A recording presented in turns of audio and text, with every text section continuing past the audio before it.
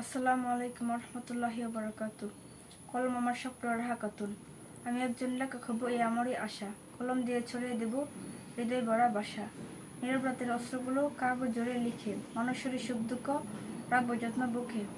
আমি লিখব মায়ের মমতা নদীর জলের মতো, বাবার গ্রামে গড়া জীবন হাজার কষ্ট যত। লিখব আমি পথে মানুষের না বলা ইতিহাস, বাংলার হৃদয় জুড়ে দেব ভালোবাসার নিঃশ্বাস। আমার কলম থামবে না কোনো ঝড়ের ভয়ে, সত্য কথা ফুটে উঠবে প্রতিটি শব্দ বয়ে।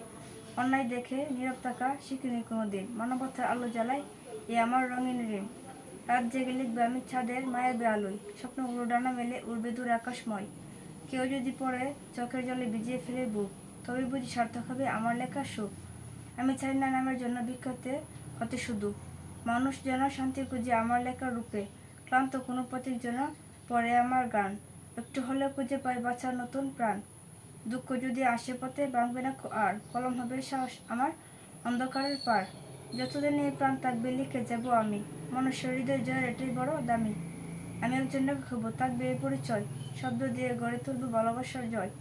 স্বপ্ন আমার আকাশ ছোঁয়া, থামবে না পথ, কলম হাতে এগিয়ে যাব জয় করিতে রথ।